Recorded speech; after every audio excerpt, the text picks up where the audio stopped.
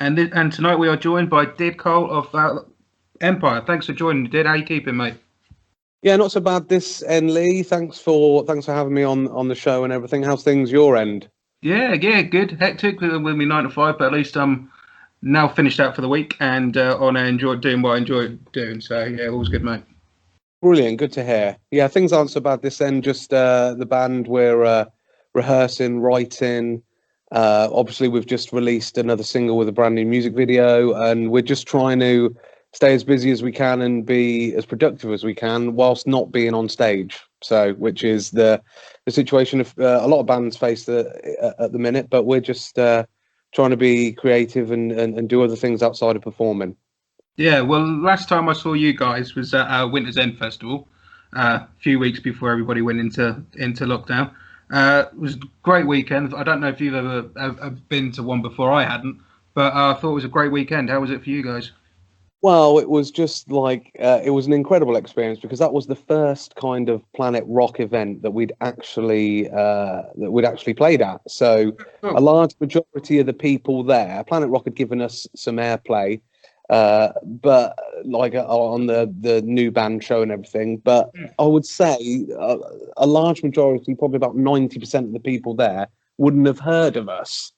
And we opened up on the Sunday, as you know, the yeah. first slot of the day, and that's normally when people are hungover from the Saturday night. And honestly, the reception we got from that first gig, I mean, we had a merch queue that lasted 45 minutes. We sold completely out. They booed us because we only got half an hour and they wanted more, which Yeah. is the best kind of booing. So we got to play about half an hour's worth of material, and that was the electric side of things. And as a result of that, we've got onto Planet Rockstock, which was obviously scheduled for December this year, but that's been postponed until next year, and Yeah. that's on the main stage there. Oh, But like brilliant. you say, in that gig then shortly followed. We had a couple of other gigs. We were on a massive high, felt the band was snowballing a bit Yeah. and gaining a lot of momentum off the back of that performance, and then this little bug comes about worldwide, and yeah, so a crazy year, but we've made the best of it, I think. I was going to say because I'd heard I'll be honest, that was the first time seeing you guys live for me. Um, Yes, yeah. I heard your songs and all that. And I was really looking forward to your set, and obviously, like you say, you were opening up. So there's always that thing when there's a band you're going to see for the first time, and you think because you want the crowd buzzing for and you like you say you're on first on the Sunday, and I thought I hope people have like aren't too hungover. I hope they come out of the caravans and. But no, that was a really good crowd on there, man. For first day on, it was the same with the Rocket Dolls on the Saturday morning. I thought the same for those guys. I hope people come out, but everyone was turning up first thing, whether they were Yeah, hungover or not. it's great, yeah, and we managed to catch the tail end of the Rocket Dolls set the previous day as well. And so we've toured with those boys, and they're friends of ours, and it's so great to see them up there doing it as well, as a trio, and playing to crowds like that. So it was brilliant that both of us were on that weekend. Like you say, you've been keeping yourself busy and all positive during this period, and you recently released your piano-led rendition of "One Way Out." Great rendition. What made you go down the piano route and doing a slightly alternative version for it? Well, just a little iteration. Only way out. One way out, I think, is oh no, there's no easy way out. It's a rocky song, so it's only way out. But That's to it. Sorry, answer, I wrote that down wrong, haven't well, don't worry about it. I? So to oh well, to what kind of the inspiration for visiting it in an acoustic sense? Is that the kind of question? Yeah, yeah. So, what made you choose that song of all your What songs to revisit? so basically, we when a lot of bands, like kind of originals bands, especially on the rock circuit, you start writing songs and you get EPs together, and then you get a bit of management and you try and get on the festivals, that everyone wants to play. Oh, definitely. We always tended to be put on the acoustic stage, you know, and which is great because we've got so many a plethora of like acoustic influences. Mm, And what we would do is we kind of wouldn't just pick up the acoustic guitars or the piano and just play the songs, just like strummy. What we'd do is we'd visit them differently. So the acoustic stuff became very popular, and after Self-Aware was released, which is the debut album, we thought, let's do an acoustic thing with this. We all love MTV Unplugged, all those classic performances from like Pearl Jam, Nirvana, definitely, all that unplugged vibe, and we were trying to capture the essence of that, but in a studio, because those tracks were live and they were incredible. But you hear like all their famous tracks, just even people like George Michael and Katy Perry, they've done MTV Unplugged, and they kind of interpret them differently. And I love the aspect of rearrangement of songs. So Only Way Out is a haunting, anthemic, dark song in its essence, even though it's largely about self-belief and making your own decisions, and despite other circumstances, it just lent itself well to, right, let's put a piano on this. And then we recorded it on a baby grand piano, and then we filmed it with the one you see in the video, which is a Yamaha CFX full grand piano. It's one of the best pianos I've ever played on, and it just lent itself so well. And obviously with rearrangements, parts change, and the whole song in some respects change, because it's just Henrik's voice, is his acoustic guitar parts, and then all the piano section is it kind of lends itself to the original electric track, but then there's a whole section that I kind of wrote the parts to it, but I wrote them in my head and I knew how it should sound, but I'm not that good on piano, so I couldn't actually play it for a long time. And it's always hard to execute live, the piano version, but I absolutely love it, and it's so reassuring to see the response it's got. And like, we're doing interviews like this talking about it is great. Yeah, I must admit, any time we've played it on the radio, we've always had like a really good response from people messaging in saying how much they're enjoying that rendition. So that's always nice to hear. Brilliant for that feedback, and thanks to your listeners for saying that stuff. And we've got previous singles that we released in the acoustic sense. There's Drive, Cut to the Core, Just a Ride as well. They've all got music videos that have been released throughout the year. There's an animation video when we were under lockdown that we put together, and there's more to come. There's actually another piano song coming, but I can't tell you too much about that yet. Cool. Well, we'll just tell people to keep their ears out for that one then for now. Brilliant. That's no problem. So did the partnership with Yamaha, did that come sort of before, during, or after that particular rendition? Well, kind of just like afterwards, because we filmed the music video at Crescent Studios, and it was a Yamaha grand piano there, and the track was recorded on a Yamaha baby grand. Yeah. So kind of sat down and thought, as you do as a band, how can we capitalize and make the best of this new single? We think we got like a pretty special track. We want to get it to as many ears as possible so people can enjoy it, and then grow the fan base, all that kind of day-to-day stuff.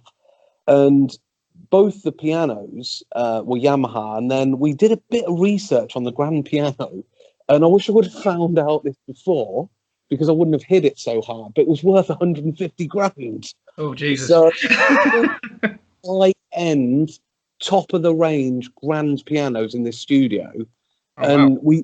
We used it for about 3 hours, and in certain sections of that song, I am hammering the keys. Yeah.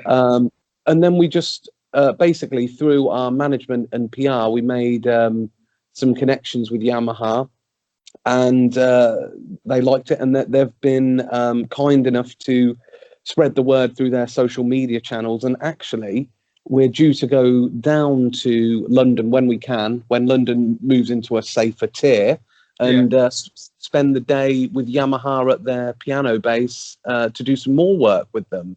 Oh, wow, that'd be amazing. It was all really related to the piano, and just having that thought of, Yamaha actually might be interested in this, and can we get in touch with them? And they're, as you know, they're a great company, not just for instruments, motorcycles and everything. So they've been doing a little bit for us, which we're very pleased with. Oh, I bet, man, that sounds fantastic. That would be a good day when, like you say, when London moves into a safer tier, and you can go and have that day around there. That would be fantastic. Yeah, they've got a really, really, plush piano room center, where they've got all the high-end instruments, and we're allowed to do some filming down there, and it will just be a great experience for musicians. I think our bass player Grant's particularly excited because he has bad case of gear acquisition syndrome. He always wants new music gear. So going to Yamaha and seeing all the toys there, I think he's quite excited about it. But obviously, with things as they are, it's got to be safe. And we're in Northampton, so at the minute we're just gonna wait till things settle down a little bit. I'm sure I'll have a good time with the basses. Yamaha, I've done some lovely. I play bass myself, so I've never owned any Yamaha, but I've played on a few in my time, and they're always solid instruments, that's for sure. He would completely agree with that. That's what he's mainly excited about things, because they do a variety of 4, 5, 6 strings, and they're top quality instruments, aren't they? So definitely are. Yeah, I think there's been a few times where I picked a Yamaha bass up, just been playing around as you do when you go to a music shop. You just start playing with new toys and toys you can't afford. But what's your bass of choice then? What's your instrument that you enjoy to play? Last couple of years I've been playing Dean Hillsborough models. Okay. I started going onto those. I was a Fender man as a rule, and then I started playing Thunderbirds for quite a time. Yeah, they're always classic and great sounding. But yeah, go back to your Fender ways. There's there's nothing wrong with a Fender. I'm sitting in a rehearsal room and there's nothing but Fenders here. I've got a Squire baritone. There's a Supersonic looking at, and there's a custom shop Strat. So I've basically been a Fender man for 20 years. I've tried all of them, and Grant's actually just bought a fretless. I've finally got the Fender influence on him in the band because he's Alpha Instruments on his bass. Yeah. So and Ding guitars, and but he's just bought a fretless Fender. So yeah, I'm slowly corrupting all of them. I mean, improving all of them. I mean, I played Fender for years. I mean, the first bass I got was a P bass, and first one I got was a cheap sort of knockoff copy thing. But as you do when you're first starting out, when I was 13, and then then I went to Thunderbirds. Then I was in a music shop, and a mate of mine was just in there changing an amp, and I decided, he was getting an amp repaired and he was getting it sorted out. So I thought, while you're there, I'm gonna go to the bass room as you do. Yeah, naturally. And, store there, and it was the Eric Bass signature model from Shinedown. Yes, He brought out a signature model, Dean Hillsborough, and I just thought, I've always liked his bass sound. I'll pick this up and have a play. And I just sort of picked it up, and I thought, okay, I think I found the bass I've been looking for. And I sort of walked out the shop before I spent money I shouldn't have done. Yeah. And then came back a week later and spent it anyway. So brilliant. So like kind of a happy accident, just like like a really, really awesome instrument indirectly by your friend getting an amp. It was one of those ones of pure accident. Like, he was playing a gig that night, and I went to go help him out, basically. And we got there, and my mate, I love him to bits, but he's not the most organised person. Right. And he literally about half an hour before we were supposed to leave his flat. I mean, fortunately, the gig was in the same town. He was like, I forgot to pick up my amp. So we're belting it over across Norwich to PMT in Norwich. And like I say, I wasn't even supposed to be there, and I just thought, while you're mucking around, I'm going to go have a play. But yeah, been playing Dean's ever since. That was about 5 years ago now, I guess I've been playing that. Yeah, brilliant. But never be afraid to return to the Fender light. So, I've got a vintage reissue 70s, just a Squire bass that I will upgrade eventually to a Fender jazz bass. But I always like the Aerodynes as well. But anyway, we should be talking about other things, not just guitars. The listeners might all play guitars. They're probably thinking, "What are these two going on about? This is a rock show, We don't know who's Fender." Who's Fender? It's all good. Don't worry. They'll figure it out. Cool. Now, the other band I like as well yourselves are Massive. They're doing a cookbook complete with soundtrack, which I've heard you guys are now part of the soundtrack for the cookbook. great thing for me. I love cooking as well, so I was well chuffed when Massive said they were going to do this. What did you think when the guys approached you with the idea of using your music as part of their cookbook then? I think that was actually kind of Henrik that was dealing with that side of things. I did see that was involved. So I mean, Henrik's the chef of the band, shall we say? Yeah. So I'm sure he was. I can't really fry an egg, so I'm not the best person to talk about that. But I think any inclusion with a band like that, any kind of if they invite us to do things like that is a good thing for us, and like hopefully we can reciprocate things like that in the future for other acts. So I think it's fair to say, you guys, there's many sides to you. When someone asked me to describe you, I'm not sure where I would go. I think I would just have to go listen to the album and say what you think. But are you all individually eclectic in your tastes, or is it everyone's bit adding to the soup sort of thing that gives you that sound? Two questions to answer there. Just the first one. So can you pinpoint anything? When you first heard us, could you think of, because we love it to hear people's like, oh, it reminds me of this, or this kind of sound as a fusion of this. We've had people say, we did one gig once in Lincoln, and the guy from Call of the Wild Festival said, wow, he cursed a little bit, but I won't say it on radio. He said it's like Pink Floyd and Soundgarden have had a love child. And we're like, that'll do. That's great. Two iconic bands. I was thinking of Anathema and Alice in Chains myself, but yeah, we've had the Alice in Chains thing before as well. So which is great, but everyone. I mean, there is so much diverse influences coming through from each individual member. So like firmly rooted in rock. Specific. Especially we've got a mutual love of like the 90s grunge scene, with bands like Soundgarden and Nirvana and, Pearl Jam. But then, loads of, I'm a huge country fan, country music and acoustic singer-songwriter. I love loads of the pop punk stuff and the metal stuff from, 2000 onwards. Grant is really into bands like King's X and some heavier things. Henrik loves all kinds of artists, even loads of pop artists. He loves ABBA. He loves Shakin' Stevens. I love pop music like Avril Lavigne and stuff. But there's a band at the minute that we've all been, or Henrik's been listening to them for absolute years and years, and I've kind of like joined him over the last year, and Grant's just joined, and we're getting Elliot into them. A Danish band called Dizzy Miss Lizzie. I don't know if you've heard of them. I've heard the name, but I've not heard them, if you know what I mean. I would really encourage your listeners to check out Dizzy Miss Lizzie. They released an album just during the start of the pandemic, and it was their first album in a long time.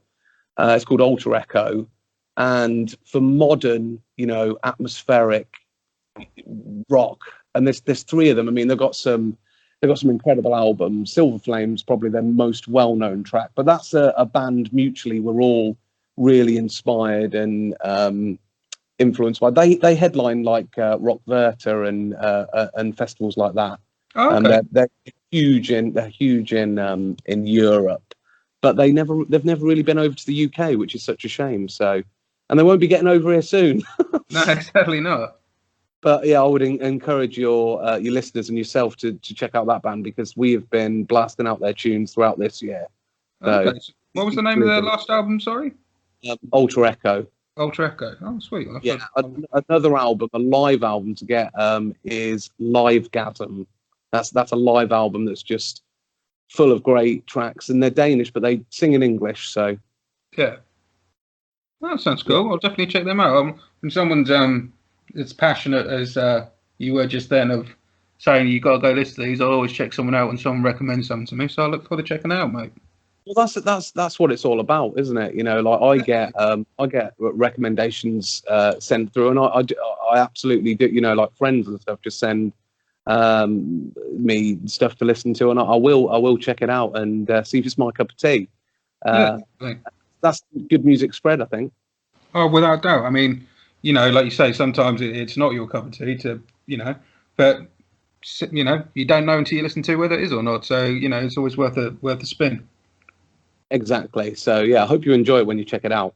Yeah, I'll check that out, man. I've always been the same though. Like if I'm at a festival and there's no one on the main stages that I'm too bothered by, I'll always just go into the rising stage or check out the other stage and see what's on. And you know, 6 times out of 10 is probably not my thing, but 3, 4 times out of 10 you find a new band. So it's always worth doing.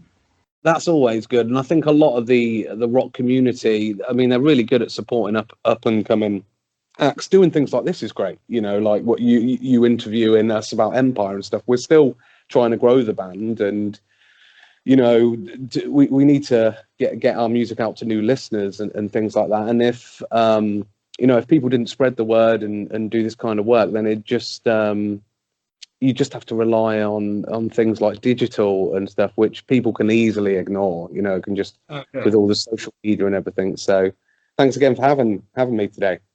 No problem, Did. Like I've said to other people I've interviewed in the past, when I started up the radio show, no disrespect to anyone who does just play the classics. I'm speaking as a man with an Aerosmith tattoo. You know, I love the classics just as much as anyone else. But I think for the first time, probably since I was about 13, 14, there seems to be a real good scene at the moment. I mean, I know it's been hit hard by what's been going on this year, but there's been a really good scene these last few years and a real good wave of bands coming through the ranks. And why would you not play the because that's where it is. That's where it's exciting for me right now to see bands like yourself who are coming up, like I say, through the ranks and absolutely killing it. So, no, it's pleasure's all mine, my friend. Yeah, well, thank you very much, and we definitely feel that as well. Certainly after Winter's End, it feels like there's a lot of you know, not just for ourselves, but there is a scene developing, and a lot of incredible bands that people need to hear. You know, people need to listen to, and still listen to Aerosmith.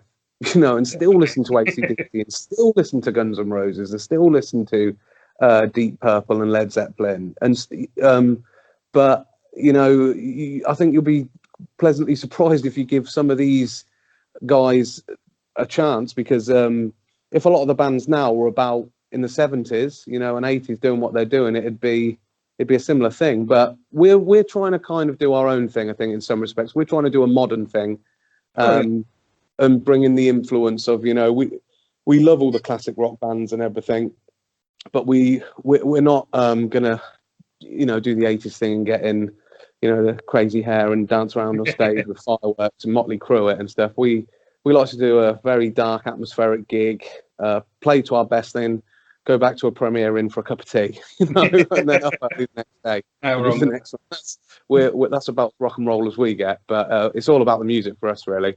Definitely. Well, that's where it matters, to be honest, mate. Let's face it. Yeah, at the end of the day, that's the universal appeal for everyone, I think. So.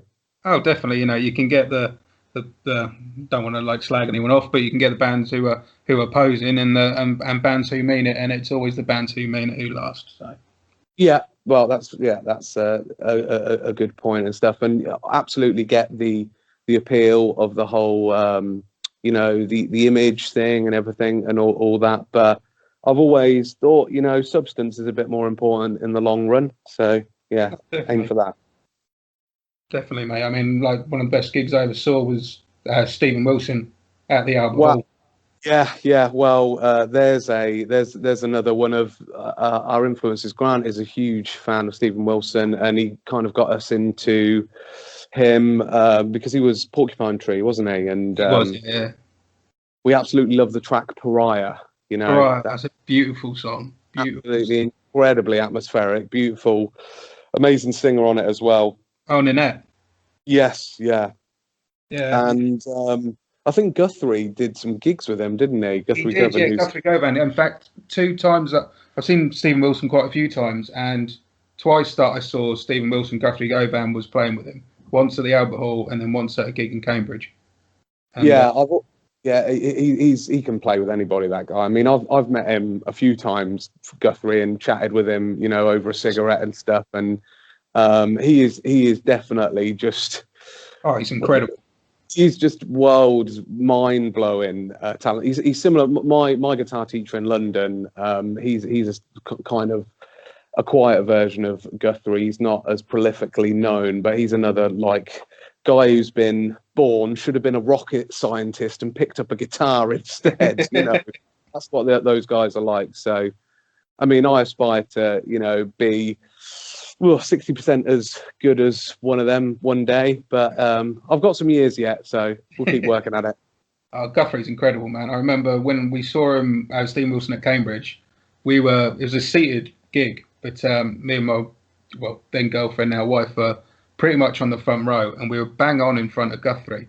And like I say, I'm a bass player, and Nick Beggs, who plays with Stephen Wilson, is one of my favourite bass players. So that's awesome, isn't it? Yeah.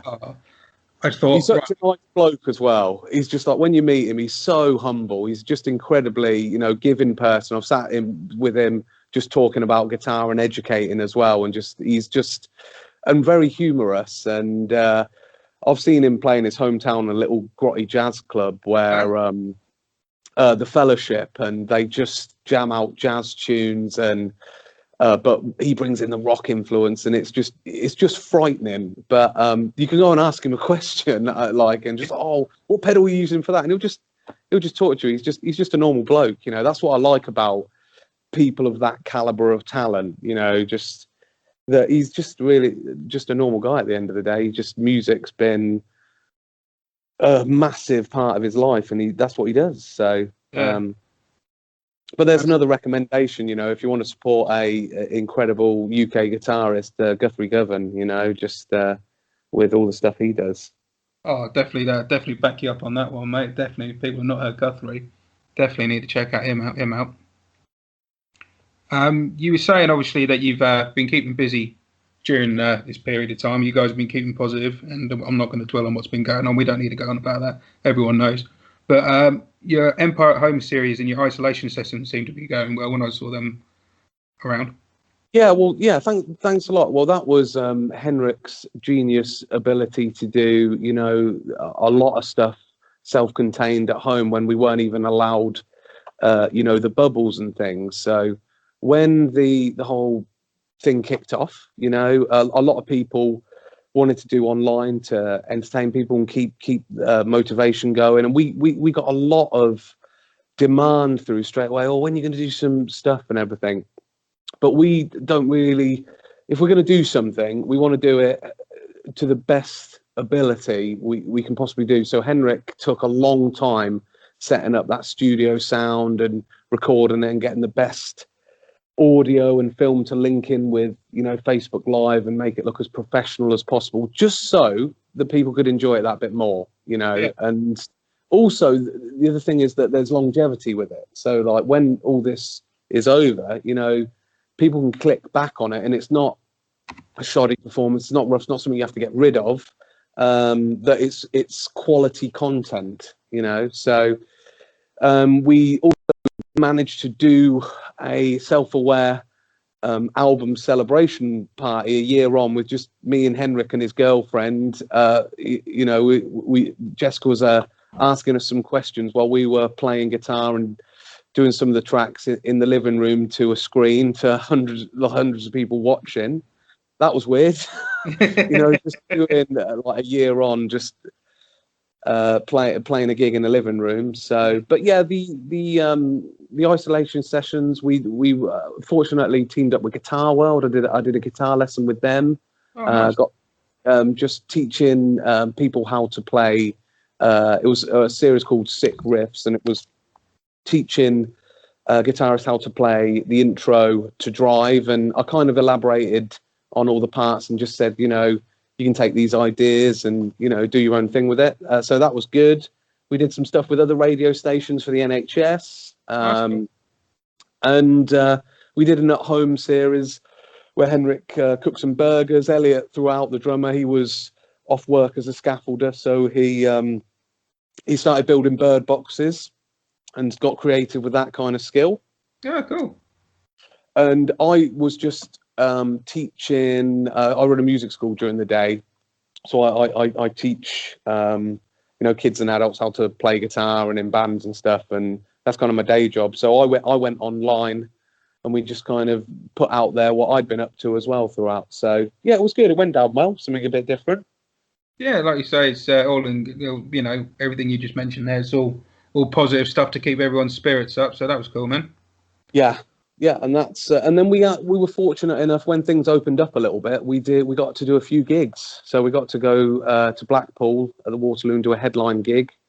We did a couple of hometown shows in a socially distanced beer garden, which was about 100 people. It was seating up to 150, all socially distanced. Then we got to do a little mini festival that I put on in where I live from a music school. Empire played at that. So we have been back on stage, albeit it's been a bit different. It's a bit of a Yeah, different. must have been Uh, good just to get back up on stage though and play with the guys. yeah, I think everyone understands at this point on both sides of the stage, on stage and off stage, nothing beats live music, It certainly doesn't at all. and the absence of it for such a long period. And I mean, the first Northampton gig, people were traveling hours, just to come to a beer garden in Northampton, to come and see us play for an hour. It was remarkable. It was so, I mean, we were so grateful and everything, but part of the reason is, well, they wanted to see us, but they miss live music, the whole scene and everything. And you understand the importance of something once it's taken away from you. Oh, definitely. I mean, to the point. I mean, actually, like the last gig I went to was Winter's End, so I've not been to a gig since February, which is just like unheard of for me. Yeah, And that's a long time. That's a long time. Yeah. and it got to the point where last weekend, my wife, she's a portrait artist and a black and grey pencil work artist, and she had like a socially distanced exhibition that she was part of in a couple of towns over from where we live. And I went obviously to help her set up and all that, and took a walk around the town. And there was a guy just busking. Normally, you just walk, and I mean, if they're particularly good, you stop. But as a rule, you're about your day, and the busking is like the nice little music in the background sort of thing. And I found myself Exactly. just watching this guy for about 20 minutes, 25 minutes, There you go. You because see, I because it's hadn't watched live music for so long. And then, it was the real good, like steel slide kind of slide guitar sort of thing that he was doing. And I just sat and watched him for about 25 minutes. that's it. You see and that's and that can be enjoyable in its essence as well. Just the simplicity of that. Just a guy busking, and Okay. yeah, it is like that. When I mean there are some absolutely phenomenal buskers as well, but Oh, God. obviously you get the other stuff as well, like you're saying, that is just not with people's normal day-to-day life. It's just background noise, isn't it? They're walking around and it's just like, oh, that's but yeah, no, that's good that you got to enjoy a little bit, but hopefully it won't be too long before you can get to a rock gig, Oh, it'd be and nice too, man. I'm craving it, that's for sure. yes, yeah. So, obviously, it's been a bit weird to make plans and stuff, but what is your plans, you guys' plans the rest of the year and then into 2021? Yeah, well, currently we're like I said, I'm in a rehearsal room at the minute, and we're writing new material. We're able to meet Yeah. in a rehearsal room, and we're cracking away at that. We're obviously promoting Only Way Out still. We've got some more acoustic singles to release, so that will be over the coming months, and we will be heading to the studio soon. Oh, So nice. as well as writing, and that will be before the end of the year. So our studio that we use, Parlour Studios, Neil Haynes is our producer. They have refurbished the whole studio Oh, during the lockdown period throughout this year. So they've completely overhauled it, and just, I mean, it's a great studio anyway, but they've just done everything up. So we're looking forward to going in and you know recording some new stuff, and getting slowly but surely the next Electric album sort of laid down. So, and then obviously any opportunities to gig as soon as the music industry opens back up, of course. we would like to be front of the queue, just for any festivals, tours, anything. We've got a lot of security with the festivals and performances we lost this year due to COVID, but Yeah. that have just been postponed, and that you know, we haven't lost places or anything. But any new opportunities, you know, and ideally, I think we'd like to get out to Europe at some point. That would be, if things are okay next year, I think at some point we'd like to go out. And, have you guys not been out to Europe before then? we did HRH Ibiza, which was incredible. But we played at Eden, the nightclub. That was a couple of years ago now, on, you know, where all the main DJs in Ibiza do. They HRH do a rock festival there. So we'd love to go back and do that. But I think Scandinavia, do Denmark, you know, that whole area, Germany, and just I think that there's an untouched audience for us out there that we need to kind of perform to. I think they'd really get our music. So alongside the UK, but we just haven't been out there. So it's just just casting the net further out, isn't it? Yeah, we've just got to cast the net out. You know, we've continued to build and grow in the UK with all the fantastic support we get here, and but we haven't been out to Europe. So we've got to go fishing, see what bites, see if they like us out there as well. So I'm sure they will, mate. Great. So thanks for your time, Did. One more question before you go, buddy, because I know you got to get off and rehearse. What song would you like us to air out on the interview, and why? That's a good question. I think an appropriate song, if you play one of the acoustic single releases, because that's relevant to what we've been doing this year, but Just a Ride, if you play that track, Just a Ride, the acoustic version, and the reason why is because that track I kind of wrote the lyrics alongside Henrik as well, the songwriter, as it was kind of inspired by the late great comedian Bill Hicks, who did a monologue at the end of his shows, talking about life being just like a roller coaster ride. You know, it's ups and downs, twists and turns, you know, and it's fun for a while. Then some stuff happens and you go off the tracks and everything. And this situation this year, I think, has been a roller coaster ride for a lot of people, but the ride keeps going. It's going to go up and it's going to go down, and it's just a ride. It doesn't matter. You know, you just got to ride the storm at the minute. So I think it's relevant. It's quite a philosophical life song, but and it's relevant to what we've been doing this year. So that's the track I'm going to pick, Lee. Okay, mate. Well, we'll air out the interview on that. As always, man, thanks for your time. It's been great chatting to you. Thanks for having me again. That's great. Cheers. Cheers, mate. Take care.